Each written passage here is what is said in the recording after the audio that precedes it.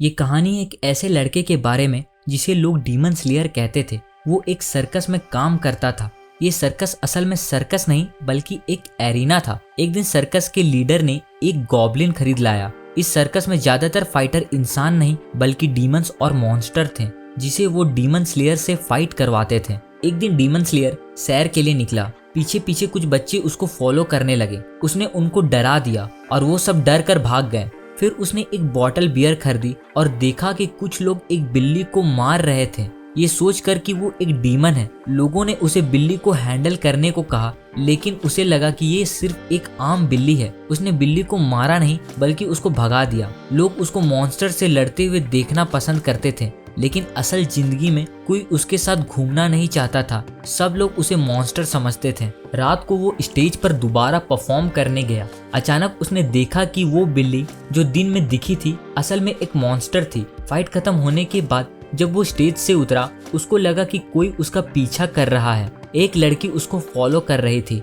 जब वो उसे अपने रूम में नहीं दिखा तो वो बाहर निकली, लेकिन डीमन स्लेयर ने उसको पकड़ लिया। वो जानना चाहता था उस लड़की के पास जो केज है उसमें क्या है। जब वो केज के पास गया, लड़की ने काउंटर अटैक किया और अपनी गन निकाल ली। उसने दोबारा करीब आने की कोशिश की और दोनों के बीच एक छोटी सी फाइट शुरू हो गई। उसने गन को जमीन पर मार दिया और लड़की को हरा दिया। तभी केज से एक आवाज आई जो उसको लड़की को छोड़ने को कह रही थी। उस लड़की ने अपनी गन छुपाकर उस केज को दोबारा उठा लिया। केज के अंदर से आवाज ने बताया कि वो डीमन स्लेयर को पहचानती है। वो एक हाफ डीमन और हाफ इंसान है जिसके साथ कई एक्सपेरिमेंट हुए थे और उसके शरीर में कई डीमन डाल दिए गए थे। वो ये भी जानती थी कि रोज डीमन पावर यूज करने से उसकी लाइफ खत्म हो रही है और जल्द ही डीमन उसको पूरा कंज्यूम कर लेगा। केज से जो आवाज आ रही थी उसने एक डील ऑफर किया। तभी केज का पर्दा हटा और एक लड़की का सर दिखा जिसका नाम आया था। वो एक इमॉर्टल थी जो 900 साल से जिंदा थी। उसने कहा कि सिर्फ डीमन उसकी इमॉर्टैलिटी को खत्म कर सकते हैं, लेकिन एक हाफ डीमन ने उसका ये हाल किया था जिसकी वजह से वो पूरी तरह नहीं मरी। 1 साल पहले एक हाफ डीमन ने उसका शरीर चुराया था, पर वो केवल उसके मास्टर को देख सकी जो एक बूढ़ा फॉरेनर था जिसकी आवाज भारी थी और हाथ में एक छड़ी थी। आया चाहती थी कि डीमन स्लेयर उसको मारे और बदले में वो उसकी जिंदगी लंबी करने का रास्ता बताएगी, लेकिन तभी डीमन स्लेयर ने कहा उन्हें कहीं और जाके बात करनी चाहिए ताकि उसको दोबारा सर्कस में फाइट ना करना पड़े। डीमन स्लेयर ने अपना नाम सिनिची बताया। आया ने पूछा कि जब उसको पता है कि डीमन पावर धीरे धीरे उसको खत्म कर देगी तो वो फाइट क्यों करता है। सिनिची ने बताया कि अगर वो फ्यूचर में कभी अपना दिमाग खो दे और डीमन बन जाए तो फाइट के वक्त वो लोग जो उसको सिर्फ इंटरटेनमेंट के लिए देखते हैं उसके पहले शिकार होंगे। उसने सोचा कि ये मरने का सबसे मजेदार तरीका है जिसमें वो इस समाज को ठीक कर सकता है, लेकिन जब आया ने उसकी जिंदगी लंबी करने का रास्ता बताया उसने ये सोच छोड़ दिया। सिनिची ने साफ कहा कि वो आया को नहीं मारेगा क्योंकि उसको लगता है कि वो मरना नहीं चाहती बल्कि सिर्फ एक सर के रूप में जीने से बोर हो चुकी है, लेकिन वो उसका शरीर वापस दिलाने में मदद करेगा क्योंकि जिस बूढ़े ने उसका शरीर चुराया है उसी ने सिनिची को हाफ डीमन बनाया था। उसने आया से पूछा क्या उस बूढ़े की छड़ी पर एम लिखा था और आया ने इसे कंफर्म किया। अब डील बदल गई। आया को पता था कि उसका शरीर यूरोप में है, यानी उन्हें अब एक लंबा सफर तय करना होगा। सिनिची ने पूछा कि उसकी जिंदगी लंबी कैसे हो सकती है। आया ने बताया कि उसको केवल इमॉर्टल का एक सेल को खाना है जिससे उसका इम्यून सिस्टम स्ट्रांग हो सके और वो अपने डीमन साइड को कंट्रोल कर सके, लेकिन वो अपने सिर का कोई भी पार्ट नहीं देने वाली। उसने कहा कि वो उसके स्वेट या सलाइवा में से कुछ भी चुन सकता है। सिनिची ने सलाइवा चुना। आया ने उसको अपना चेहरा करीब लाने को कहा और एक किस के जरिए उन्होंने अपना कॉन्ट्रैक्ट सील किया। वहीं फ्रांस के एक जंगल में एक वैम्पायर पिता और उसका बेटा हिरन का शिकार कर रहे थे। पिता बंदूक यूज करता है, लेकिन हिरन की तेजी के कारण वो बंदूक काम नहीं आता। उसने बंदूक छोड़ दिया और हाथों से हिरन को पकड़ने के लिए दौड़ा। बेटा पूछता है कि अगर वो बंदूक का इस्तेमाल नहीं कर सकता तो उसने लाया ही क्यों। पिता ने बताया कि ये बंदूक उसे मेयर ने तोहफे में दिया था, इसलिए वो एक बार ट्राई करना चाहता था। काउंट ड्रैकुला के मरने के बाद से वैम्पायर इंसानों के साथ रहने लगे थे क्योंकि उन्हें इंसानों के खिलाफ लड़ने से बेहतर उनके साथ रहना सेफ लगा। घर वापस आते वक्त बेटे ने पिता से पूछा कि वो चांदी की चीजें क्यों रखता है। पिता ने बताया कि ये इसलिए कि दूसरा शिकारी इन्हें वेम्पायर के खिलाफ यूज ना कर सके। घर के स्टोरेज रूम में जाते ही पिता ने एक चांदी की बुलेट देखी जिसमें वेम्पायर का खून लगा था। घबराहट में वो अपने परिवार को ढूंढने निकला। उसने अपने बड़े बेटे और बटलर को देखा और जब उसने अपनी वाइफ और छोटी बेटी के बारे में पूछा तो पता चला कि वाइफ कमरे में है और छोटी बेटी मेड के साथ गाना गा रही है। घर में कोई भी घुसपैठिए का निशान नहीं था। वो अपनी वाइफ के कमरे में गया पर वो ये देखकर घबरा गया, उसकी वाइफ की मौत हो चुकी थी। कुछ दिन बाद कई जर्नलिस्ट उसके घर पे आने लगे। वो लॉर्ड गोडार्ड था और 20 साल तक इंसानी खून ना पीने की वजह से उसे एक आम नागरिक का हक मिला था, लेकिन कुछ भेदभाव करने वाले लोग उसे निशाना बनाते थे। जर्नलिस्ट ने उसे घेर लिया। वो प्रेस से कुछ नहीं बोलना चाहता था, लेकिन एक छोटी जर्नलिस्ट लड़की एनी ने पूछा कि वो इस केस के बारे में क्या करना चाहता है। गोडार्ड ने एक डिटेक्टिव हायर करने का फैसला किया है क्योंकि पुलिस पर उन्हें भरोसा नहीं था। एनी को शक हुआ कि उसने आया और सिनिची को हायर किया है और गोडार्ड ने उसकी बात को कंफर्म किया।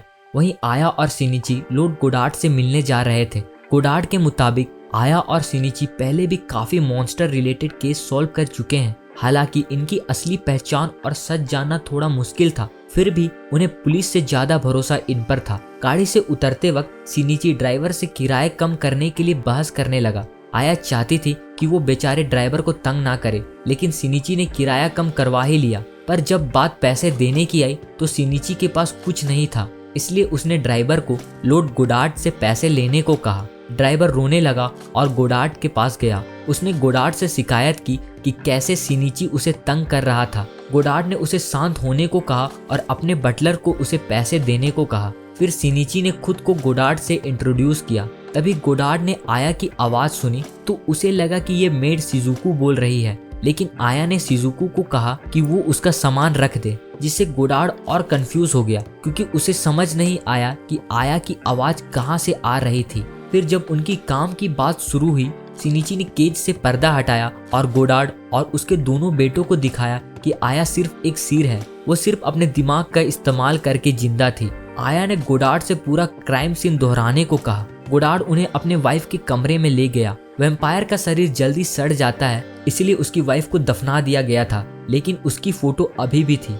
फोटो में दिखा कि उसकी वाइफ के दिल में किसी नोकीली चीज से मारा गया था। उसकी वाइफ का चेहरे पर कोई लड़ने का निशान नहीं था, मतलब वो सो रही थी जब ये हुआ। इससे पता चलता है कि कातिल ने सीधे दिल में मारा होगा। चेयर के पीछे कोई खरोच नहीं था और ये भी कि कातिल वैम्पायर के तेज सेंसेस से कैसे बच गया, जो दिखाता है कि कातिल काफी एक्सपीरियंस था। बाहर कोई जख्म नहीं था, तो शायद कातिल ने होली वाटर का इस्तेमाल किया होगा कुछ छुपाने के लिए। होली वाटर की बोतल वही थी जिसके मुंह पर खून के दाग थे। एक और प्रॉब्लम था, स्टोरेज रूम में सिल्वर का स्टेक जिसकी चाबी सिर्फ गोडार्ड और बटलर के पास थी, और वैम्पायर चांदी को छू नहीं सकते क्योंकि अगर वो ऐसा करते हैं तो वो जल जाते हैं, जिसे हील होने में काफी हफ्ते लग सकते हैं। इससे आया को 7 पॉइंट समझ में आए। पहला, कातिल कोई करीबी होगा जो वाइफ के सेंसेस से बच सका। दूसरा, कातिल ने रात को क्यों अटैक किया जबकि वैम्पायर दिन में कमजोर होते हैं। तीसरा, स्टोरेज रूम का ताला टूटा हुआ क्यों था और होली वाटर की बोतल यहाँ क्यों छोड़ी गई। चौथा, कातिल को सिल्वर के स्टेक के बारे में कैसे पता था और वाइफ का कमरा और उसके सोने का टाइम कैसे मालूम था। पांचवा, कातिल ने सिल्वर के स्टेक को वापस स्टोर में क्यों रखा। ये सब सुनकर गोडार्ड को चक्कर आने लगे। अचानक उसकी छोटी बेटी उसे ढूंढते हुए वहां आई, लेकिन सिनिची को देखकर डर कर भाग गई। आया ने कहा कि वो छठा और 7वां पॉइंट बाद में बताएगी। फिर आया ने गोडार्ड के पूरे परिवार के साथ डिनर किया। ड्राइवर को भी बुलाया गया, लेकिन वो कंफ्यूज होकर इधर उधर देख रहा था। आया का सिर्फ सर देखकर वो हैरान था। गोडार्ड का परिवार सिर्फ खून पीता था अपनी ताकत बनाए रखने के लिए। बाकी सभी गेस्ट को नॉर्मल खाना दिया गया और आया को कुछ खाने की जरूरत नहीं थी। गोडार्ड के परिवार को दोनों डिटेक्टिव की काबिलियत पर शक था।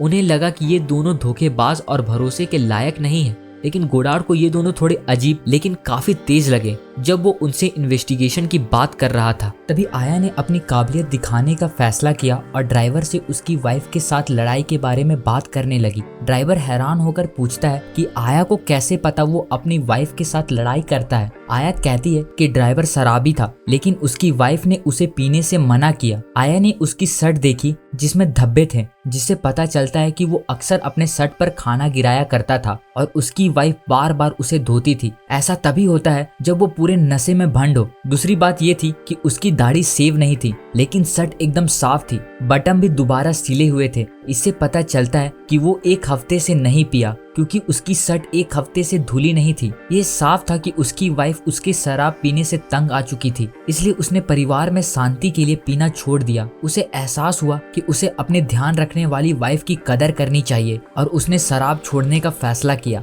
गोडार्ड के बड़े बेटे को यकीन हो गया। उसे लगा कि आया भी बिल्कुल शर्लॉक होम्स जैसी तेज है। आया ने केस के बारे में उनसे और पूछा। गोडार्ड की वाइफ की बॉडी लगभग 1:30 में मिली थी और उनके परिवार का आदत था कि 12 बजे वो साथ मिलकर ऐसे ही डिनर करते थे। 12:30 बजे गोडार्ड की वाइफ ने खाना खत्म किया और अपने कमरे में आराम करने चली गई। खाने के बाद गोडार्ड अपने बड़े बेटे से लाइब्रेरी में मिलता है, जहां टाउन मैनेजमेंट की बात होती है। छोटी बेटी भी वहीं थी। फिर गोडार्ड शिकार पे चला गया। जब वो स्टोर रूम में अपने सामान लेने गया तो कुछ अजीब नहीं था। बाहर जाते वक्त उसका दूसरा बेटा उसके साथ गया और दोनों जंगल में साथ थे जब तक घर वापस नहीं आए। गोडार्ड ने हिरन पर 3 गोली चलाई, लेकिन निशाना चूक गया था। बड़े बेटे को भी ये 3 गोलियों की आवाज सुनाई दी थी। पिता के शिकार पर जाने के बाद बड़ा बेटा रीडिंग रूम में वापस गया और अपनी बहन को मेड के पास छोड़ दिया। आया ने दूसरे बेटे से पूछा कि खाना खत्म होने से लेकर शिकार पर जाने तक वो क्या कर रहा था। ये सवाल सुनकर वो चिढ़ गया, लेकिन आया ने कहा कि अगर वो बेकसूर है तो उसे घबराने की कोई जरूरत नहीं। दूसरा बेटा सबसे ज्यादा शक के दायरे में था, क्योंकि 12:30 से 1 बजे तक वो अपने कमरे में था और उसने कोई आवाज नहीं सुनी। आया ने मेड से पूछा कि 12:30 से 1:30 तक वो क्या कर रही थी। मेड ने बताया कि वो सफाई कर रही थी, लेकिन जब छोटी मिस अपने भाई को तंग कर रही थी तो उसने छोटी मिस के साथ 1:30 तक समय बिताया। इस बीच वो 1-2 मिनट के लिए बाथरूम गई थी और वापस चली आई। छोटी बेटी ने उसकी बात को कंफर्म किया। बटलर के बारे में पता चला कि वो बस काम कर रहा था और गोडार्ड का शेड्यूल अरेंज कर रहा था और वो उस वक्त हमेशा अकेले ही होता था। सबका जवाब सुनने के बाद आया ने कहा कि कातिल घर का ही कोई बंदा है, क्योंकि जैसा उसने पहले बताया, अगर कातिल बाहर का होता तो ये सब पॉसिबल नहीं होता। तभी छोटी बेटी दौड़ पड़ी और मेड उसके पीछे चली गई। डिनर खत्म हुआ और आया ने शिजुको से कहा कि घर के दोनों सर्वेंट पर नजर रखे। तभी बड़ा बेटा उनके पास आता है और उन दोनों डिटेक्टिव को धमकी देता है कि उसकी माँ का कातिल वो नहीं है। आया को पता था कि वो कातिल नहीं है, क्योंकि उसने डिनर के वक्त सबके हाथों को देखा था और तीनों वैम्पायर के हाथ पर कोई चोट नहीं थी, जो ये साबित करता है कि उन्होंने चांदी के स्टेक को नहीं पकड़ा था। अब आया को वो स्टेक ढूंढना था और चेक करना था। इस वक्त शिजुको घर के दोनों सर्वेंट पर नजर रख रही थी। तभी 1 बजे बटलर काम पे जाना चाहता है, लेकिन शिजुको उसे रोक देती है। मेड ने बताया कि गोडार्ड और शिनिची जंगल में गए हैं। ये सुनकर बटलर थोड़ा बेचैन और चिंतित हो जाता है। जंगल में चलते वक्त गोडार्ड आया को एक ऐसे क्रिएचर के बारे में बता रहा था जिसे इमॉर्टल माना जाता है और जो हजारों सालों से जिंदा है। आया ने खुलासा किया कि इस मॉर्टल क्रिएचर की भी एक कमजोरी है, जो है डीमंस। डीमंस इमॉर्टल को मार सकते हैं, लेकिन डीमंस की डिफेंस काफी कमजोर होती है, जिससे वो एक गोली से भी मर सकते हैं। आया ने फिर कहा कि इंसानों ने लगभग सारे डीमंस को खत्म कर दिया है और अब बहुत कम बचे हैं। गोडार्ड को एहसास हुआ कि वो दोनों अपने बारे में बात कर रहे थे, एक डीमन और एक इमॉर्टल। दोनों को पता चल गया कि उनकी पहचान खुल चुकी है, तो उन्होंने छुपाना भी छोड़ दिया। अचानक गोडार्ड पर एक हमला होता है।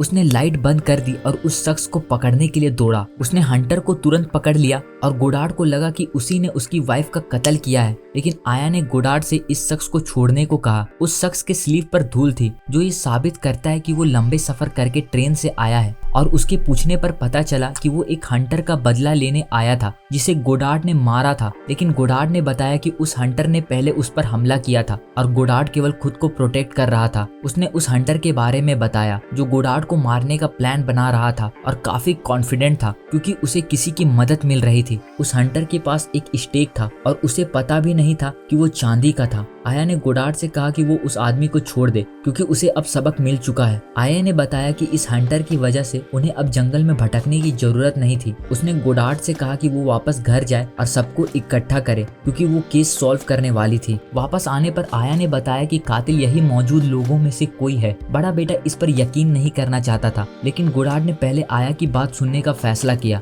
आया ने अपने 7 पॉइंट्स को दोहराया। पहला, कातिल कोई जान पहचान वाला था जो गोडार्ड की वाइफ के सेंसेस से बच सका। दूसरा, कातिल ने रात को अटैक किया, बल्कि वैम्पायर तो दिन में कमजोर होते हैं। तीसरा, कातिल ने होली वाटर की बोतल वहीं छोड़ दी। चौथा, कातिल को घर के लोगों का शेड्यूल अच्छे से पता था। पांचवा, कातिल ने जानबूझकर चांदी का स्टेक स्टोर रूम में छोड़ा। छठा पॉइंट आवाज से रिलेटेड था। जब गोडार्ड की वाइफ का कत्ल हुआ, बड़ा बेटा और बटलर उसके कमरे के पास थे, लेकिन उन्होंने कुछ नहीं सुना, जो काफी अजीब था। लेकिन दोनों का साथ मिलकर कत्ल करने की संभावना भी नहीं थी। आया ने सोचा कि कत्ल 1 बजे से पहले हुआ होगा। कातिल ने स्टेक से हमला करते वक्त आवाज दबाने के लिए कुछ रखा होगा, लेकिन सीन पर सिर्फ एक कोड था। शायद कातिल ने सिर्फ अपनी कलाई की ताकत से स्टेक को बॉडी में डाल दिया होगा। आया फिर कहती है, कातिल ने हैमर क्यों नहीं इस्तेमाल किया, जबकि हैमर की आवाज तो आम थी क्योंकि गोडार्ड की वाइफ अक्सर हैमर से फर्नीचर ठीक करती थी। शायद कातिल को डर था कि हैमर से स्टेक टूट जाएगा। इससे ये नतीजा निकला कि कत्ल वाला स्टेक चांदी का नहीं था। स्टोर रूम में गोडार्ड ने जो चांदी का स्टेक देखा वो शायद एक झूठा निशाना था। लेकिन ऐसा कौन सा मटेरियल होगा जो गोडार्ड की वाइफ की मौत का कारण बने लेकिन हैमर से टूट जाए। आया ने इसे छोड़कर 7वां पॉइंट पर ध्यान दिया। वाइफ के कमरे में मिली बोतल असल में होली वाटर के लिए नहीं थी, क्योंकि बोतल बाहर से तो गंदी थी पर अंदर से भी साफ नहीं थी।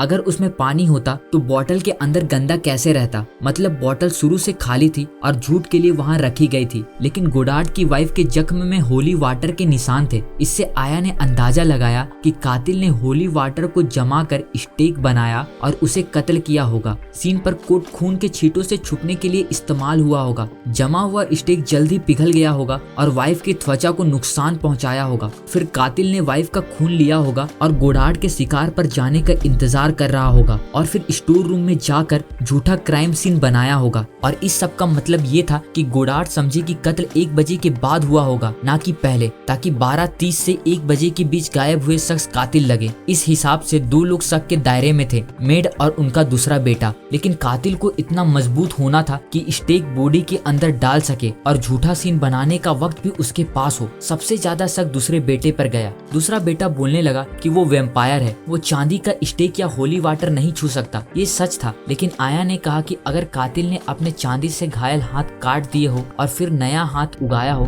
तो बात अलग है। इससे ये साबित हुआ कि दूसरा बेटा ही कातिल था। वो घबरा गया और आया पर हमला करने दौड़ा, लेकिन सिनिची ने उसे पकड़ लिया और बाहर फेंक दिया। आया के मुताबिक दूसरा बेटा इसलिए कातिल था क्योंकि वो इंसानों के खिलाफ था और उनसे नफरत करता था। लेकिन गोडार्ड ने इंसानों से दोस्ती करने का फैसला किया था। उसने ये केस बनाया ताकि गोडार्ड को होश आए। उसने ही उस हंटर से कांटेक्ट किया जिसने गोडार्ड पर हमला किया और छोटे बेटे ने उसी से चांदी का स्टेक और कंटेनर चुरा लिया। गोडार्ड के परिवार अक्सर चर्च जाते थे, इसलिए उसने आसानी से होली वाटर वहाँ से ले लिया। उसे हंटर के आयरन कंटेनर में डाल दिया और रात को जंगल में छोड़ दिया ताकि वो जम जाए। बाकी सब कुछ वैसा ही हुआ जैसा देखा गया। वहीं छोटा बेटा अब सिनिची पर हमला कर रहा था, लेकिन वो उसका मुकाबला नहीं कर सकता। सिनिची ने उसे पूरी तरह हरा दिया। जब सब कुछ साफ हो गया, वो छोटे बेटे को खत्म करने के बाद आया के पास वापस आया। आया और सुनिची जाने के लिए तैयार थे। सुबह होने वाली थी जब वो छोटी जर्नलिस्ट एनी वहाँ पहुंची। एनी और सिनिची का ग्रुप पहले से एक दूसरे को जानता था, इसलिए उसे पता था कि आया सिर्फ एक सिर है। सिनिची ने कहा कि अगर वो केस के बारे में जानना चाहती है तो बटलर से पूछे। तभी शिजुको और सिनिची एक दूसरे से झगड़ने लगे, जबकि आया ने गोडार्ड से पूछा कि वो ठीक है या नहीं। उसने अपनी वाइफ और अब एक बेटे को खो दिया था, लेकिन उसे अब भी दुनिया के सामने सब सच बताना था। आया ने फिर उससे छड़ी वाले शख्स के बारे में पूछा कि क्या गोडार्ड ने पहले उसे कहीं देखा है। गोडार्ड ने बताया कि वो उससे हाल ही में मिल चुका है। उस बूढ़े आदमी ने उसे लंदन चलने का ऑफर दिया, लेकिन उसने मना कर दिया था। इस नए क्लू के साथ सिनिची और आया ने अपना सफर जारी रखा। आगे हम 2 नए कैरेक्टर को देखते हैं। एक सफेद बालों वाला जिसे फैंटम ऑफ द ओपेरा के नाम से जाना जाता था और दूसरा ब्लॉन्ड था जिसके पास फैंटम के लिए एक काम था, जो था लंदन के एक म्यूजियम से हीरा चुराने का, जहाँ डिटेक्टिव शर्लॉक होम्स काम कर रहा था। फैंटम ने ये काम एक्सेप्ट कर लिया। दूसरे दिन न्यूज से पता चला फैंटम को हायर करने वाला मास्टरमाइंड चोर लुपिन था। इस वक्त सिनिची और आया लंदन पहुंच चुके थे। जर्नलिस्ट एनी भी उनके पीछे वहां आ चुकी थी। सिनिची का ग्रुप एक छड़ी की दुकान पर गया, जहां से उन्होंने कस्टमर लिस्ट चुरा लिया था। दुकान से निकलते वक्त एक गली में दो आदमियों से उनका सामना हुआ, जो सिनिची के पास वाली कस्टमर लिस्ट वापस मांग रहे थे, क्योंकि उन्होंने उसे ये चुराते हुए देख लिया था। अचानक पुलिस ने उन्हें पकड़ लिया और एक गाड़ी में ले गए।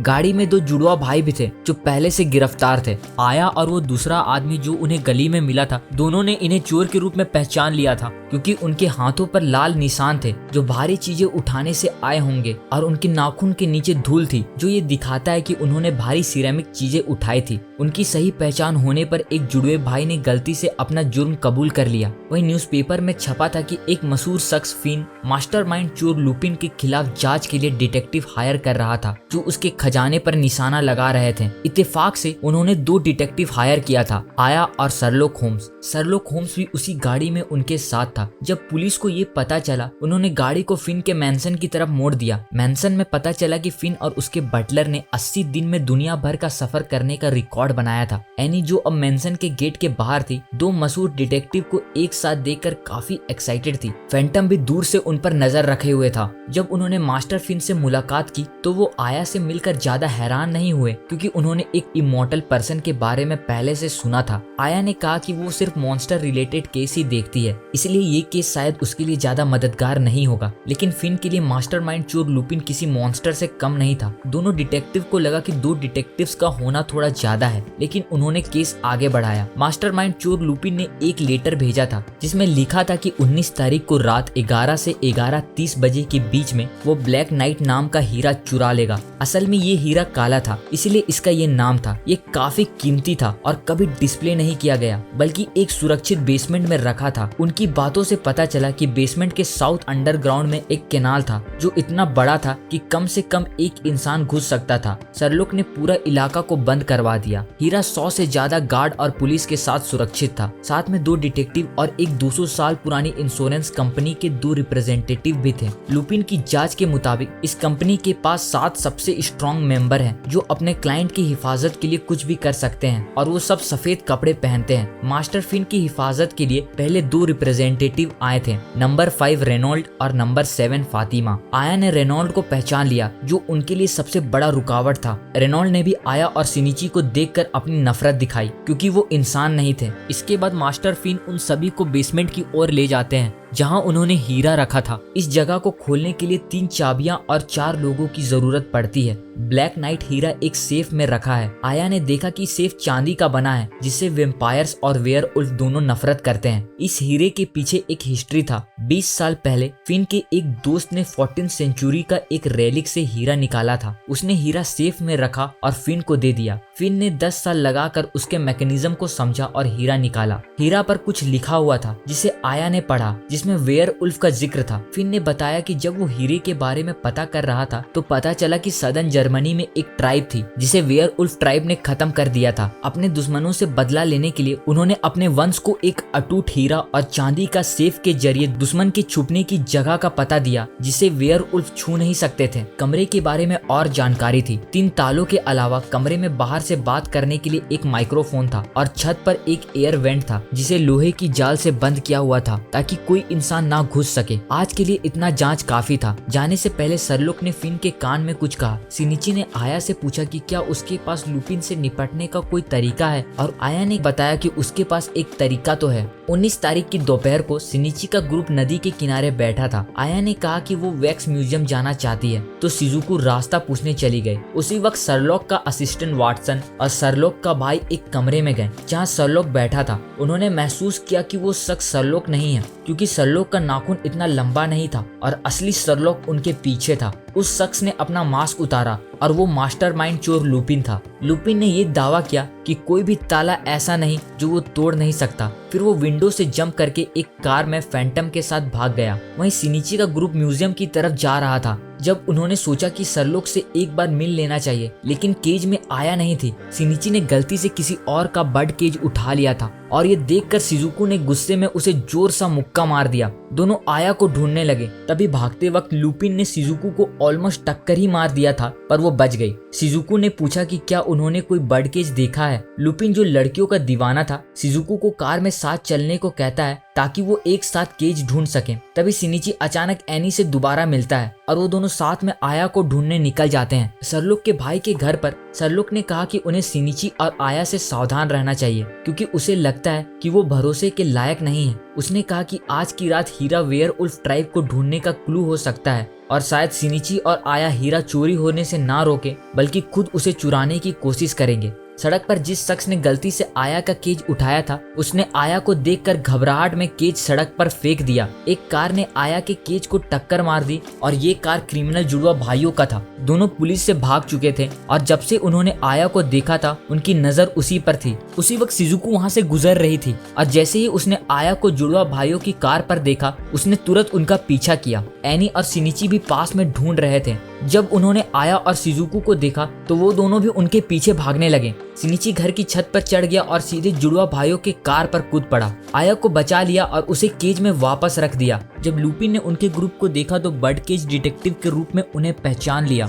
और आया भी लुपिन को देखकर पहचान चुकी थी, क्योंकि वो सरलुक जैसे आउटफिट पहना हुआ था। शिनिची ने अपना नाम डीमन स्लेयर बताया, ये कहता हुआ कि वो लुपिन से ज्यादा ताकतवर है। ये सुनकर लुपिन उसे सबक सिखाना चाहता था। उसने मार्बल्स फेंका और उन पर पिछलकर हमला करने लगा और दोनों के बीच एक फाइट शुरू हो गई। लुपिन ने शिनिची के माथे पर एक मार्बल मारा और उसके बाद लुपिन ने उसके जबड़े पर एक जोर का अपर कट मारा, जिससे वो बेहोश हो गया। लुपिन ने आया के ग्रुप को इस मामले से दूर रहने की चेतावनी दी, लेकिन उसे नहीं पता था कि सब कुछ आया के प्लान के मुताबिक चल रहा था। रात 8 बजे मास्टर फिन के मैंसन में जाने से पहले सबकी तलाशी ली गई। जब एक फ्रेंच इंस्पेक्टर आए, सरलुक ने उनकी दाढ़ी खींचकर चेक किया कि कहीं वो लुपिन तो नहीं, फिर हाथ मिलाकर उसे अंदर ले गया। कमरे में आया के ग्रुप ने सरलुक के लिए एक खत छोड़ा था, जिसमें लिखा था कि वो बाहर की सुरक्षा का जिम्मा लेंगे। सरलुक ने इसे नजरअंदाज किया, सोचकर कि सिर्फ मॉन्स्टर ही मॉन्स्टर के दिमाग को समझ सकते हैं। रेनॉल्ड ने कहा कि वो इस धूल भरे कमरे में नहीं रहेगा और बाहर से नजर रखने चला गया। सरलुक को पता था कि वो लुपिन को पकड़ना चाहता है, तो उसने इजाजत दे दी। अब कमरे में सिर्फ 6 लोग बचे थे।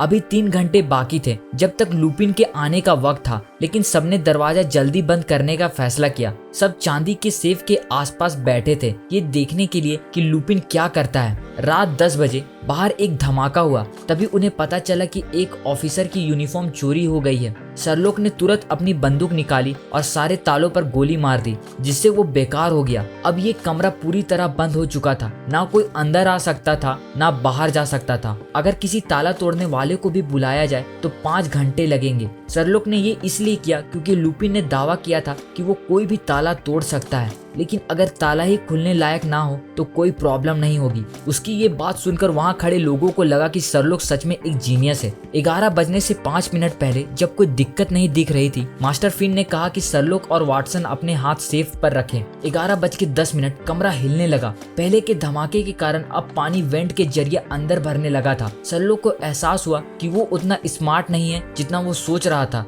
लुपिन ने उसे बुद्धू बना दिया था, जिससे उसकी बातों में आकर उसने तालों को बर्बाद करने का फैसला किया। अब भागने का कोई रास्ता नहीं था। रेनॉल्ड को जब पता चला कि लोग बेसमेंट में फंस चुके हैं, उसने फातिमा को उन्हें बचाने के लिए भेजा और वो खुद लुपिन पर नजर रखने के लिए वहीं रुका। नीचे फंसे लोगों को यकीन था कि पानी पूरा कमरा में नहीं भर सकता, इसलिए वो ज्यादा घबराए नहीं। उन्होंने प्लान बनाया कि जब पानी बढ़ेगा तो वो छत पर लगी स्टैचू को पकड़ लेंगे। फातिमा वहां पहुंची और दरवाजा तोड़कर उन्हें निकालने लगी, लेकिन जब सारा पानी निकल गया, सेफ सच में गायब हो चुका था। ये ठीक 11:30 में हुआ और किसी को नहीं पता था कि लुपिन ने सेफ कैसे चुराया, जबकि कमरा पूरी तरह से बंद था। इसके बाद सब पहले खुद को सुखाने के लिए चले गए। फिर ये सोचना था कि अब आगे क्या करना है। फायरप्लेस के आसपास आकर सभी लोग डिस्कस करने लगे। सरलुक ने फ्रेंच इंस्पेक्टर से हैंडकफ मांगा और उसे बांध दिया। सरलुक को पता था कि ये लुपिन है, क्योंकि पुल पर चलते वक्त उसके कदमों से पुल से क्रैकिंग साउंड नहीं आई थी, यानी उसका ये भारी पेट नकली था। लुपिन ने तुरंत अपना जुर्म कबूल कर लिया।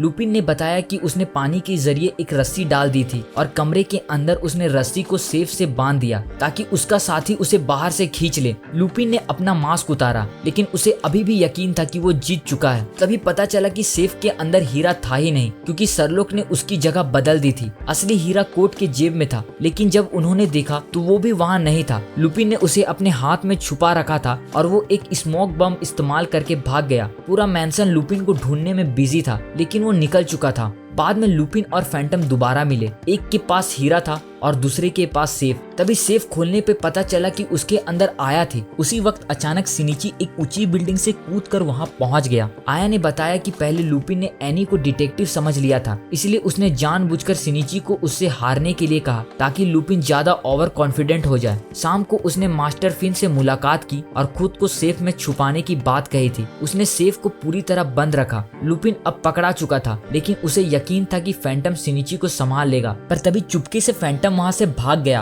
और शिजुको उसका पीछा करने लगी। रेनॉल्ड भी वहाँ पहुँच चुका था और वो उन सबसे एक साथ निपटने का सोच रहा था, लेकिन तभी अचानक बाहर का पुल टूट जाता है, जिससे कोई भी अब मैंसन से बाहर भाग नहीं सकता। पुल को तोड़ने वाला लुपिन नहीं था, बल्कि वो आदमी था जिसके पास एम लेटर वाली छड़ी थी। उसने अपने ग्रुप के साथ लुपिन को ढूंढने के लिए मैंसन में अटैक किया था। उसके ग्रुप में कोई भी इंसान नहीं था। उनका मकसद सिर्फ हीरा को पाना था और उन्हें किसी की जान की परवाह नहीं थी। वो लोग अलग अलग होकर सभी लोगों का कत्ल करने लगते हैं। वहीं रेनॉल्ड लुपिन पर हमला करता है और साथ ही सिनिची को भी निशाना बनाता है। सिनिची तो उसके अटैक को डॉज कर लेता है, पर तभी मौका मिलते ही लुपिन वहाँ से भागने लगा। रेनॉल्ड ने लुपिन को रोक लिया और उससे हीरा मांगने लगा, पर तभी लुपिन ने हीरे को फेंक दिया और वहाँ से भागने लगा। रेनॉल्ड भी उसके पीछे गया और सिनिची भी दोनों का पीछा करने लगा। थोड़ी देर बाद सरलुक और उसका असिस्टेंट वाटसन दोनों भी वहाँ पहुँच चुके थे। वहीं सेफ में रखी आया ने उन्हें पूरी बात बताई और जब आया को पता चला कि एक अजनबी ग्रुप अटैक कर रहा है, उसने सरलुक से कहा कि उसे भी साथ ले जाए, क्योंकि उसका नॉलेज काम आ सकता है। वहीं फैंटम जो शिजुको से बचकर भाग रहा था, उसका सामना फातिमा से हुआ। फातिमा उसे ढूंढ रही थी, क्योंकि उसका भी नाम उन लोगों की लिस्ट में था जिन्हें रेनॉल्ड और फातिमा को खत्म करना था। उसने अपना क्रॉसबो निकाला और फैंटम पर अटैक करने लगी। फैंटम छुपने की कोशिश कर रहा था, लेकिन फातिमा के तीरों से वो बच नहीं सका। इस दौरान सरलोक और आया लाइब्रेरी में पहुंचे, जहाँ काफी लोगों का कत्ल हो चुका था। कातिल का चेहरा देखकर सरलोक ने उसे एस्टर के रूप में पहचान लिया, जो हाल ही में लंदन में ब्रूटल मर्डर के लिए फेमस हुआ था। एस्टर ने उन पर हमला किया, पर सरलोक ने एस्टर के इस ट्रिक को पहचान लिया, जो एक जहरीली सुई से लोगों का कत्ल करता है। जब एस्टर को पता चला कि उन्हें उसके ट्रिक के बारे में पता चल चुका है, उसने फैसला किया कि उन्हें खत्म करना उसके लिए जरूरी है। वहीं दूसरी तरफ इंस्पेक्टर का एक वैम्पायर औरत से सामना होता है। इंस्पेक्टर ने उस पर अटैक भी किया, पर उसके बंदूक से उसे कुछ नहीं हुआ। तभी शिजुको भी उसकी मदद के लिए वहां पहुंचती है, लेकिन शिजुको अभी भी फैंटम को ढूंढने का मिशन पर थी, इसीलिए उसने पूछा कि क्या उन्होंने फैंटम को देखा है। पर फैंटम के बारे में ना तो इंस्पेक्टर को पता था और ना ही वैम्पायर औरत को। तो शिजुको वहां से जाने वाली थी,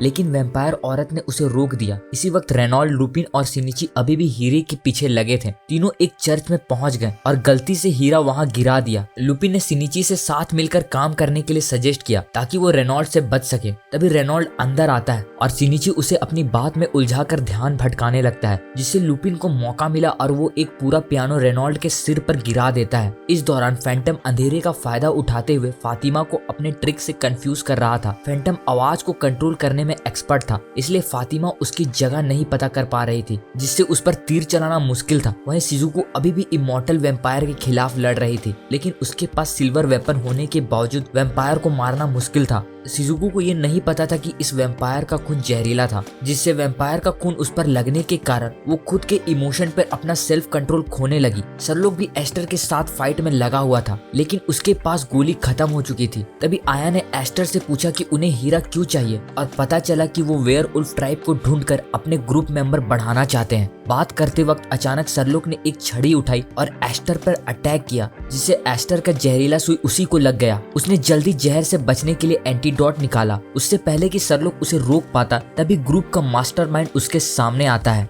सरलोक के मुताबिक ये प्रोफेसर मॉरी था। वहीं सिनिची की तरफ रेनॉल्ड अभी भी जिंदा था और अचानक फातिमा और फैंटम भी वहां लड़ते हुए गिर पड़े। प्रोफेसर के ग्रुप का एक मेंबर भी वहां पहुंच चुका था, जिसने अपनी मैजिक से एक पल में हीरा छीन लिया और दोनों इंश्योरेंस कंपनी के लोगों को एक ही पल में निपटा दिया। लुपिन और फैंटम जान चुके थे कि उस मॉन्स्टर से हीरा वापस लेना इम्पॉसिबल है, इसीलिए वो भाग गए। वहीं आया मौरी के नाम से हैरान थी, क्योंकि ये एक क्रिमिनल ऑर्गेनाइजेशन के लीडर का नाम था जो कई साल पहले गायब हो चुका था। उसने आया का शरीर रिसर्च के लिए रखा था और 8 साल बाद वो एक बड़ा क्रिमिनल गैंग बनाने के बाद वापस आया है। उसने हर तरह के नॉन ह्यूमन क्रिएचर को इकट्ठा किया और एक इंसान को भी अपना स्टूडेंट बनाया। वो इंसान मौरी से एक मॉन्स्टर का शरीर मांग रहा था, इसलिए मौरी ने उसे ट्रांसप्लांट सर्जरी की नॉलेज दी। ये शख्स कोई और नहीं बल्कि जैक द रीपर था, जिसका 11 साल पहले का क्रिमिनल एक्टिविटीज के बारे में सभी को पता था। अब जैक का सामना सुनिची से हो रहा था। दोनों के बीच थोड़ी देर तक फाइट हुई और सिनिची ने देखा कि जैक उससे कुछ मिलता जुलता है। वहीं मौरी ने बताया कि वो और जैक जापान गए थे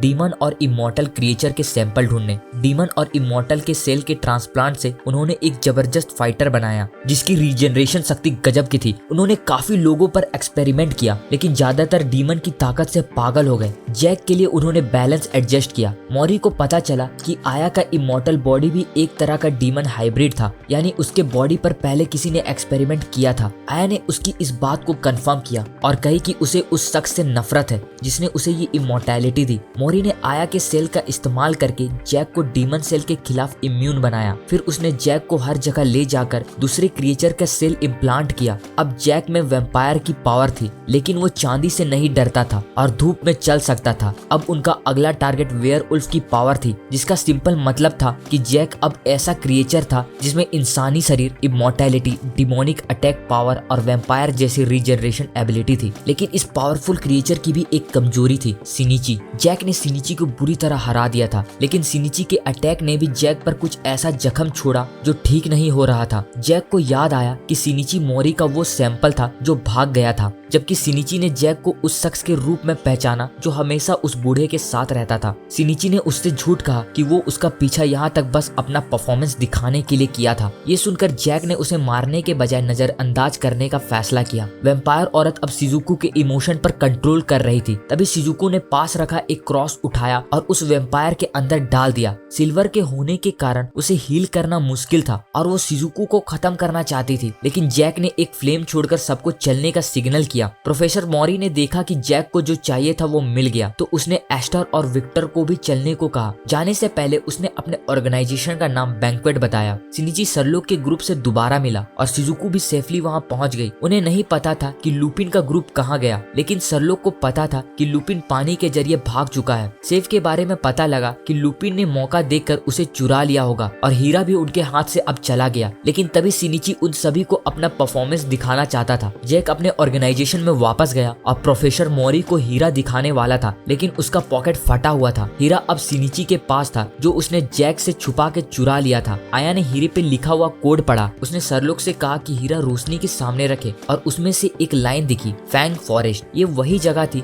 जहाँ वेयरवुल्फ रहते थे। सिनिची को याद आया कि जैक ने भी ऐसा ही कुछ किया था, तो शायद उनके ग्रुप को भी पता होगा कि उन्हें कहाँ जाना है। अगले दिन आया का ग्रुप फैंग फॉरेस्ट की तरफ जाने लगा। आया ने सबको सावधान करते हुए कहा कि मौरी के लोग उन पर हमला कर सकते हैं। आया पहले भी एक वेयरवुल्फ से मिल चुकी थी, इसलिए उसने बताया कि वेयरवुल्फ 3 फॉर्म में बदल सकते हैं। इंसानी रूप में वो बिल्कुल इंसान की तरह दिखते हैं, बीस्टमैन रूप में वो इंसानों से थोड़े बेहतर होते हैं और पूरे भेड़िए रूप में उनके सेंसेस काफी तेज हो जाते हैं और उनकी खाल इतनी मजबूत होती है कि गोलियों का भी उन पर कोई असर नहीं होता। आगे चलते वक्त आया के ग्रुप का सामना एक दाढ़ी वाले आदमी से होता है। उसने उन तीनों को मॉन्स्टर इन्वेस्टिगेशन के डिटेक्टिव के रूप में पहचान लिया और उनसे मदद की रिक्वेस्ट की, क्योंकि उनके गांव से एक लड़की को वेयरवुल्फ ले गए थे। गांव में पहुंचते ही गांव वाले उन्हें देखकर दूर भागने लगे। आया ने उस आदमी से पूरी कहानी सुनाने को कहा। उस आदमी ने बताया कि 1 साल पहले गांव की मेयर की पोती को वेयरवुल्फ ले गए थे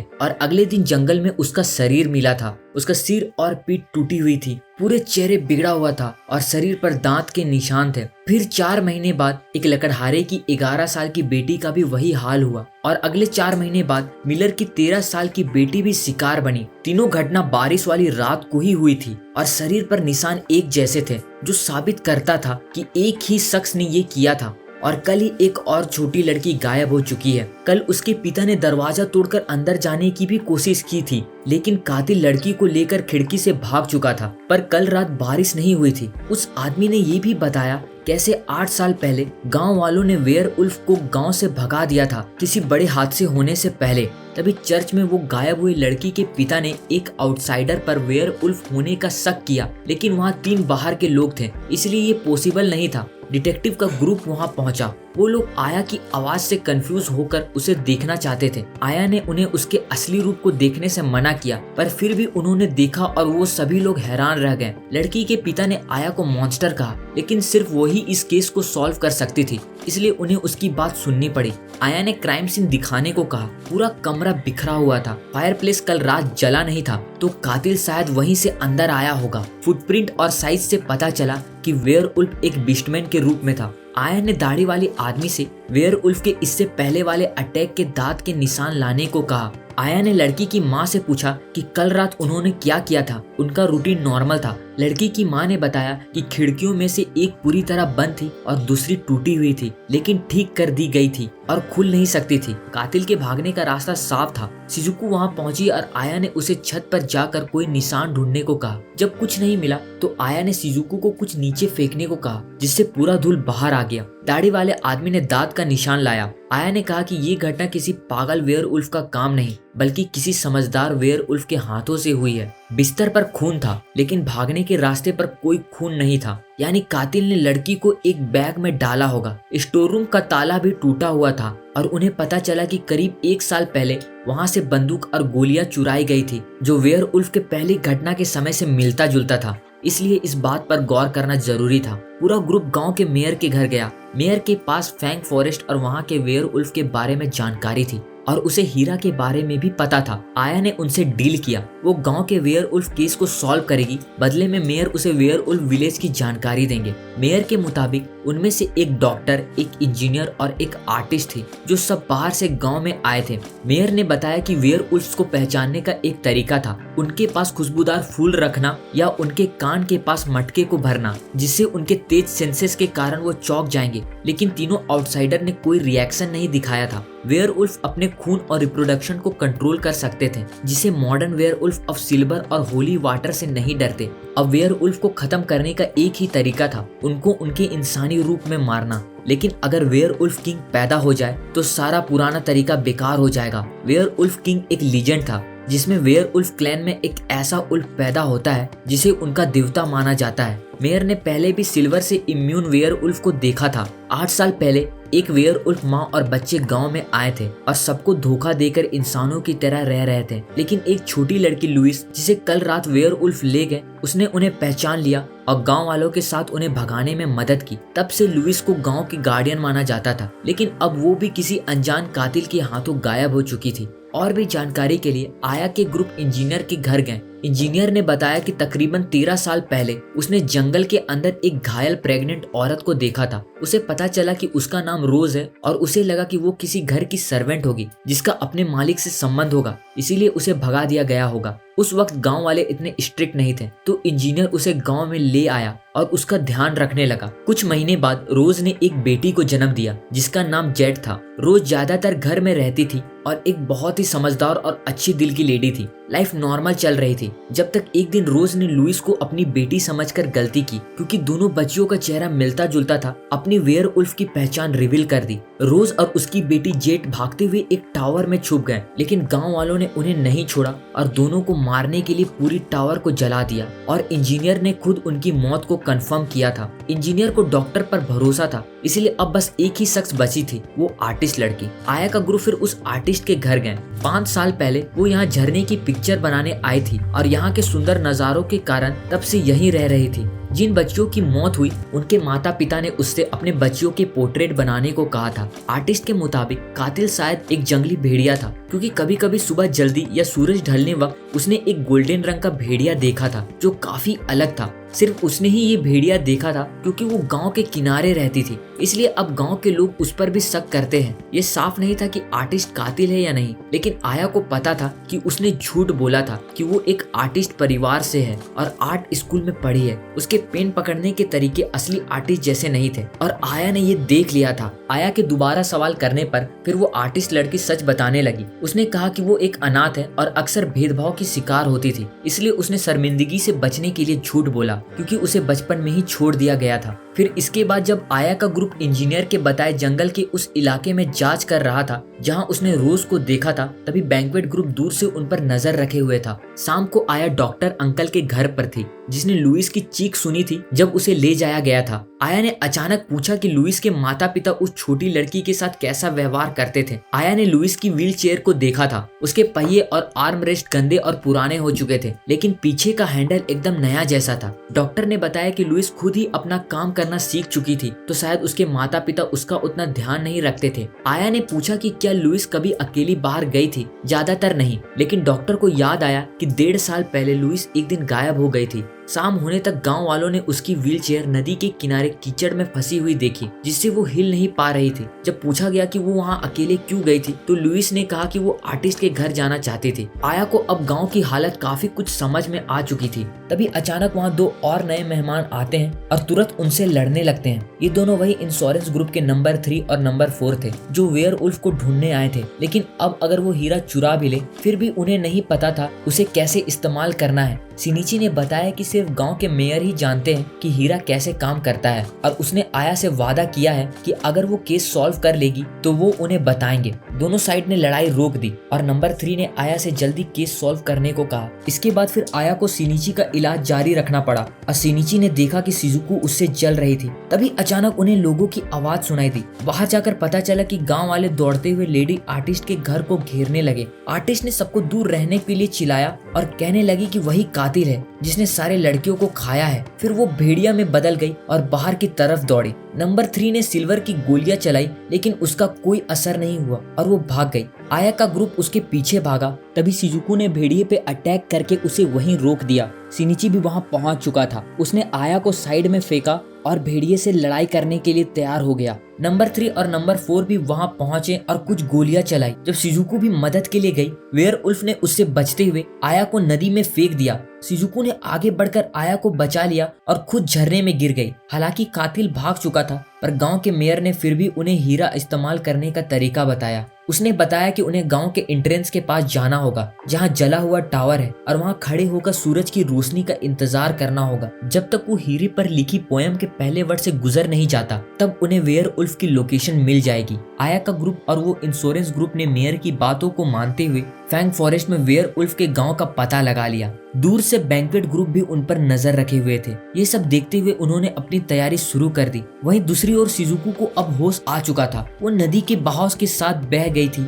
और एक वेयरवुल्फ जिसका नाम नोरा था, उसने शिजुको को बचा लिया था। नोरा ने अपने दोस्तों को शिजुको को हील करने को कहा, जिससे वो क्रिटिकल हालत से निकल आई। शिजुको को पता था कि वेयरवुल्फ गांव दिन को सोता था और आधी रात को जगता था। इंसानों से बिल्कुल उल्टा। वेयरवुल्फ इंसानों को अपने गांव में आने नहीं देते हैं, इसलिए शिजुको को जल्दी वहां से निकलना होगा। इसी दौरान शिजुको को पता चला कि इस वेयरवुल्फ गांव में एक सीरियल किलिंग केस चल रहा था, जहां शिकार यंग लड़कियां थी और ये घटनाएं बारिश के दिनों में होती थी। लेकिन शिजुको की जो बंदूक थी उनके गांव पर हुई लड़कियों की कत्ल के निशानों से बिल्कुल अलग थी, इसलिए उन्होंने उसे कातिल नहीं माना। शिजुको ने उन्हें कहा कि वो आया के आने का इंतजार करे, क्योंकि वो इस केस को सॉल्व कर सकती है। लेकिन जितना ज्यादा लोग गांव में आएंगे उतना ही मुश्किल होगा। नोरा ने सोचा कि शिजुको का जल्दी इस गांव से निकलना ही बेहतर होगा। जाने से पहले शिजुको ने केस के बारे में और जानकारी मांगी। पता चला कि ये 1 साल पहले शुरू हुआ था। हर 4 महीने में एक मौत होती थी और अब तक 3 शिकार हो चुके थे। सारे शिकार के शरीर पर सीने में गोली लगी थी और गाँव के मर्द हमेशा कातिल के सुराग को खो देते थे, क्योंकि बारिश सब निशान मिटा देती थी। अभी तक किसी ने गोली की आवाज नहीं सुनी थी और सिर्फ ये पता था कि कातिल एक हैंडगन इस्तेमाल करता था और अचानक हमला करने में और निशाना मिटाने में कातिल माहिर था। शिजुको को जांच नहीं कर सकी, इसीलिए वो लोग उसे बाहर निकालना चाहते थे। उन्हें एक पानी वाली जगह ढूंढनी थी ताकि शिजुको की खुशबू मिटा सके। नोरा ने मर्दों को दूर ले जाने का प्लान बनाया ताकि उसके 2 दोस्त शिजुको को निकाल सके। रास्ते में शिजुको को पता चला कि गांव की कोई लड़की भाग नहीं सकती थी, क्योंकि मर्द उन्हें पकड़ लेते थे। गांव के मुखिया ने सभी लड़कियों को अकेले रहने के लिए मजबूर किया ताकि उनकी आने वाली नस्ल सुधारी जा सके। अचानक कुछ मर्द उनके सामने आ गए तो दोनों लड़कियों ने उनके सामने नाटक किया। जब वो वहां से निकलने ही वाले थे, एक छोटी सी गलती के कारण शिजुको की पहचान सामने आ गई। वेयरवुल्फ ने उसका पीछा किया और आखिर में उसे चारों तरफ से घेर लिया। शिजुको ने दोनों दोनों लड़कियों की बचाव करने की कोशिश की ताकि उसके कारण उन्हें सजा ना मिले। गांव की मुखिया वहां आई और शिजुको को तुरंत मारना चाहती थी, लेकिन दोनों लड़कियों ने कहा कि नोरा ने शिजुको को बचाया था। मुखिया ने उसकी बात सुनने का फैसला किया।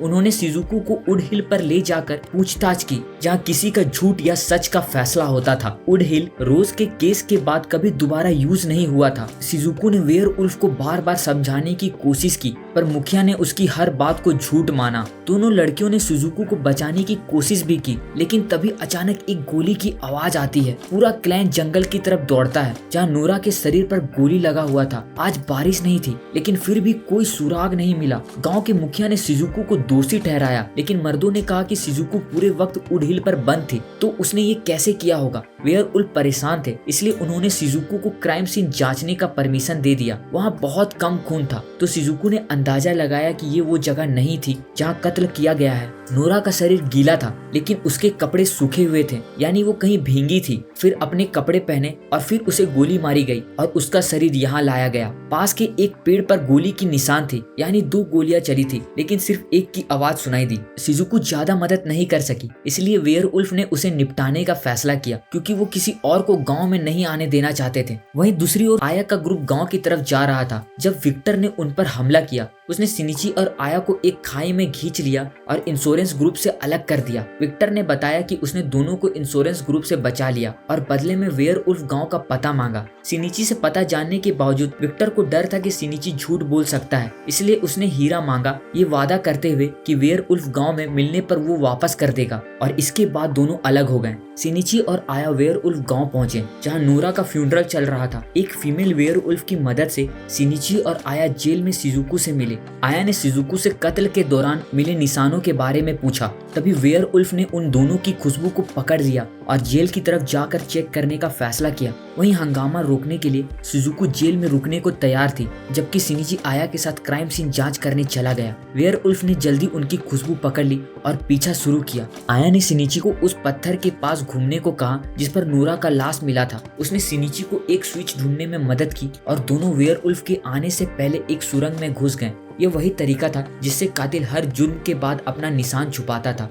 सुरंग में अभी भी खून था और कातिल की बंदूक भी वही थी, यानी शिकार को यही मारा गया होगा और उसका शरीर को ऊपर ले जाया गया होगा। आया ने पहचान की कि ये वही बंदूक थी जो लुइस के पिता ने स्टोर रूम से चोरी होने की बात कही थी। आगे बढ़ने पर नोरा के खून का निशान मिला और एक झील दिखी। वहाँ एक कोना ऐसा था जिसे देखकर लगा कि कोई वहाँ रहता था। दीवार पर दिन काउंट करने के निशान बने थे और ज्यादा जानकारी के लिए केव में आगे जाना जरूरी था। इस दौरान इंसानी गांव में किसी को लुइस का शरीर मिल चुका था। वहीं सुरंग के अंदर आया और शिनिची ने उस लड़की आर्टिस्ट का शरीर भी सुरंग के पास देखा और ये सुरंग उन्हें इंसानी गांव तक ले जाती है। आया को समझ आया कि रोज भी सालों पहले इस सुरंग का इस्तेमाल करके इंसानी गांव में आई होगी। दोनों डॉक्टर अंकल से दोबारा मिले और उन्हें पता चला कि लुइस का शरीर मिल चुका है। लुइस के माता पिता से मिलने पर आया ने पूछा कि जब लुइस गांव की गार्डियन बनी उससे पहले वो उसके साथ कैसा व्यवहार करते थे। उन्होंने बताया कि लुइस तब एक बोझ मानी जाती थी क्योंकि वो अपने पैरों पर चल नहीं सकती थी। 8 साल पहले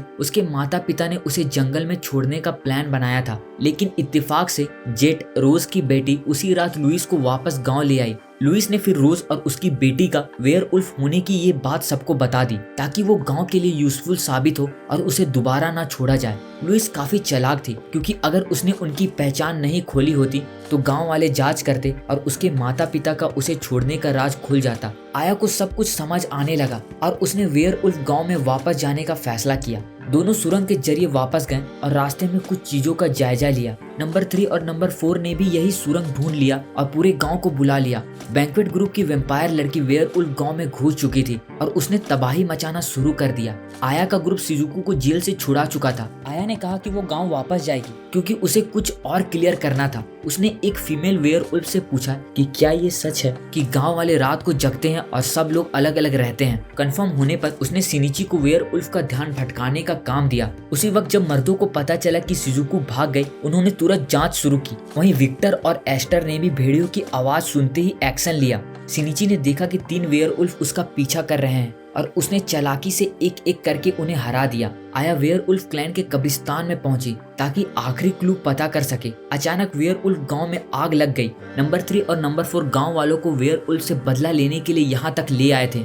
बैंक्वेट ग्रुप के तीनों मेंबर ने वेयरवुल्फ का कत्ल करना शुरू कर दिया। आया ने फीमेल वेयरवुल्फ से कहा कि नोरा का शरीर खोदकर उसे जांचने के लिए निकाले। उसने शिजुको को वेयरवुल्फ की मदद के लिए वापस भेजा। शिजुको बची हुई फीमेल वेयरवुल्फ को ढूंढने गई, लेकिन उसका सामना वैम्पायर लड़की से हुआ। नंबर 4 का अब विक्टर के साथ बातचीत शुरू था, जबकि नंबर 3 का सामना एस्टर से हुआ। थोड़ी देर बाद आया को पूरा मामला समझ आ गया और वो गांव वापस जाकर सबको ये सच बताने वाली थी। दोनों साइड के बीच लड़ाई चल रही थी। जब नंबर 4 ने विक्टर को जंजीरों से बांध दिया, सिनिची विक्टर की मदद के लिए आया, लेकिन नंबर 4 जंजीरों में काफी एक्सपर्ट था, जिससे सिनिची को मुश्किल हो रही थी। सिनिची को परेशान देखकर विक्टर ने अपना हाथ तोड़ दिया और नंबर 4 की तरफ फेंका। तभी मौका मिलते ही सिनिची ने उसे किक करके बेहोश कर दिया। सिनिची ने विक्टर से हीरा वापस मांगा और आया के बॉडी के बारे में पूछा। उसे पता चला कि वो अभी भी लंदन में है और उनके हेडक्वार्टर में सुरक्षित है। दूर नंबर 3 और एस्टर लड़ रहे थे। नंबर 3 ने एक बेलचा ऊपर उछाला और एक एंगल से गोली चलाई जो एस्टर को जा लगी। इधर शिजुको वैम्पायर के साथ लड़ रही थी, पर इस बार शिजुको थोड़ी संभल के लड़ रही थी ताकि उस वैम्पायर का जहर उस पर दोबारा ना लगे। तभी वैम्पायर ने शिजुको को बताया कि उसका जहर किसी पर एक ही बार काम करता है। शिजुको को उसकी बात पर यकीन नहीं था, तो वैम्पायर ने उसके पैर पर एक निशान लगाया। लेकिन तभी शिजुको एक बार फिर अपना माइंड खोने लगी, पर वैम्पायर ने कहा कि उसने जो बताया था वो सच है और ये सिर्फ एक इल्यूजन था। उसने शिजुको को वहीं छोड़ दिया और वहां से चली गई। वहीं दूसरी तरफ नंबर 3 को लगा कि उसने एस्टर को मार दिया, लेकिन एस्टर ने एक नकली बॉडी का इस्तेमाल करके उसे अपनी जहरीली सुई से मार दिया। सिनिची और आया शिजुको से दोबारा मिले। सिनिची केस सॉल्व करना चाहता था, लेकिन आया ने उसे एक और काम दिया। वहीं दोनों गांव के लोग एक दूसरे से लड़ने के लिए तैयार थे। आखिर में आया आई और सबको रुकने के लिए कहा। आया ने कहा कि उसने दोनों केस के कातिल का पता लगा लिया है। वो शख्स वुड हिल पर खड़ा था और वो कोई और नहीं बल्कि लुइस और नोरा यानी रोज की बेटी जेट थी। आया सबको एक्सप्लेन करते हुए कहती है कि जहाँ लुइस का किडनैप हुआ था, सबूत दिखाता था कि कोई कमरे में नहीं घुसा था, लेकिन खिड़की से उल्फ के रूप में किसी के कूदने का निशान था। फायर प्लेस के पास जो फुटप्रिंट के निशान थे, उसके आसपास धूल होनी चाहिए थी, अगर कोई चिमनी से आया होता, लेकिन वहाँ सब साफ था, यानी ये सब जानबूझकर किया गया था। जब आया को पता चला कि जेट और लुइस एक जैसी दिखती थी, उसे शक हुआ कि जेट पहले से जिंदा थी। उस रात आर्टिस्ट का भेड़िया बनकर भागना असल में वो आर्टिस्ट नहीं बल्कि जेट थी। सिनिची के पैर पर दांत के निशान इंसानी गांव में हुए सारे कत्लों के निशान से मिलता था। आर्टिस्ट को तो उनके पूछताछ करने के बाद ही मार दिया गया था। नोरा का शरीर जो कल वेयरवुल्फ गांव में मिला, असल में गुफा के अंदर मारा गया था, क्योंकि अगर कोई इंसान वहां से गुजरता तो उन्हें लैंप चाहिए होता। सिर्फ वेयरवुल्फ अंधेरे में बिना लैंप के चल सकता है, इसलिए नोरा का शरीर भी जेट ने बनाया था। कल रात मारा गया शख्स छोटा और 1.5 साल से उस गुफा में रह रहा था, इसलिए आया को यकीन था कि कल रात जो शख्स मारा गया असल में लुइस थी, ना कि वो नोरा जो लुइस बनकर रह रही थी, क्योंकि दोनों एक जैसे दिखते थे। आया ने 5 वजह बताई जिससे जेट के लिए ये सब करना पॉसिबल था। पहला, दोनों गांव आसपास में कभी बात नहीं करते थे। दूसरा, सुरंग से जेट 1 घंटे में दोनों गांव के बीच आ जा सकती थी। तीसरा, दोनों गांव का लाइफस्टाइल और एक्टिविटी टाइम बिल्कुल उल्टा था। चौथा, लुइस के अपने गांव के लोगों से बहुत कम बातचीत होता था और वेयरवुल्फ विलेज में नोरा भी अकेली रहती थी, इसलिए कोई उन्हें पहचान नहीं सकता था। पांचवा, सुरंग में झील थी जो जेट को अपनी खुशबू मिटाकर दोनों गांव में पहचान बदलने में मदद करती थी। और कल जो इंसानी गांव में लुइस का शरीर मिला, उसे जेट ने खोदकर निकाला था, जो नोरा की बॉडी थी। उसने लाश को काटकर दांत से नोच दिया और गोली का जख्म को छुपा दिया। जेट ही दोनों गांव के केस की कातिल थी। आया को लगा कि जेट ने अपना बदला के कारण ये सब किया था। 13 साल पहले रोज इस वेयरवुल्फ गांव से भागी थी और इंसानी गांव पहुंच गई थी। कुछ महीने बाद जेट पैदा हुए। कुछ समय होने के बाद लुइस ने उनकी वेयरवुल्फ पहचान सबके सामने ला दी, जिससे दोनों को जिंदा जला दिया गया, लेकिन जेट जिंदा बच गई और वेयरवुल्फ गांव भाग आई। टावर में मिला छोटा स्केलेटन असल में एक लोमड़ी का था। जेट वेयरवुल्फ गांव वापस आकर अपना नाम नोरा रखी, लेकिन इस गांव से भी वो नफरत करती थी। उसने दोनों गांव के बीच झगड़ा शुरू करने का प्लान बनाया। 1.5 साल पहले जेट ने लुइस को किडनैप किया, लेकिन लुइस भी अपने गांव से नफरत करती थी, इसलिए उसने जेट के इस बदले वाले प्लान में साथ दिया। जेट ने 2 पहचान के साथ जीना शुरू किया और जानकारी इकट्ठा की। थी। 1 साल पहले उसने लगातार कत्ल करके दोनों गांव के बीच दुश्मनी बढ़ा दी और अपना निशान मिटाने के लिए ये सब प्लान किया। लेकिन जब आया का ग्रुप वहां आया, उसका प्लान बिगड़ गया। जेट ने आर्टिस्ट को फंसाया और भाग गई। उसने शिजुको को बचाया और जानबूझकर उसकी पहचान सबके सामने ला दी। जब पूरा गांव उससे पूछताछ कर रहा था, वो सुरंग में गई, लुइस को मारा और शरीर ऊपर ले आई जिससे एक झूठा क्राइम सीन बने। उसने पेड़ पर गोली चलाई ताकि शिजुको पर शक न जाए। जब सबको लगा कि नोरा अब मर चुकी थी, उसने लुइस का शरीर खोदकर निकाला और उसे इंसानी गांव ले गई और वो सुरंग का छुपा रास्ता भी खोल दिया, जिससे दोनों गांव आपस में लड़ने लगे। लेकिन जेट ने कहा कि आया अभी भी गलत है और वो वहां से भाग गई। वो सुरंग से भाग रही थी, पर तभी उसकी मुलाकात वहां सिनिची से हुई, जो उसे पकड़ने के लिए वहां इंतजार कर रहा था। जेट ने कहा कि वो वेयरवुल्फ किंग है और कैंडल बुझाकर सिनिची पर हमला करने लगी, लेकिन सिनिची ने उसे झील में ढकेल दिया और जब वो पूरी तरह भीग गई, सिनिची ने उसे बांध दिया। आया भी वहां पहुंची और उसने बताया कि दोनों गांव अब सुलह कर चुके हैं। आया ने सिनिची से जेट को छोड़ने को कहा क्योंकि उसका अंदाजा गलत था। जेट ने ये सब बदले के लिए नहीं, बल्कि वेयरवुल्फ औरतों को गांव के मुखिया के बनाए नियमों से आजाद दिलाने के लिए किया था। वो न सिर्फ एक वेयरवुल्फ किंग थी, बल्कि एक लड़की भी थी, जिससे आने वाले फ्यूचर में उसके साथ जो होने वाला था उसका अनुमान लगाना भी मुश्किल था। उसने अपने जैसे लोगों को ऐसी बेकार किस्मत से बचाने के लिए ये सब किया। नोरा वेयरवुल्फ गांव के लड़कियों को वहां से भगा देती थी और एक जैसी दिखने वाली इंसानी लड़कियों को मार के वेयरवुल्फ गांव में छोड़ देती थी और फिर उसी लड़की की बॉडी को वापस अपने दांतों से घायल करके इंसानी गांव में छोड़ देती थी। और इस तरह उसने 3 लोगों की कुर्बानी देकर 3 लोगों को बचाया।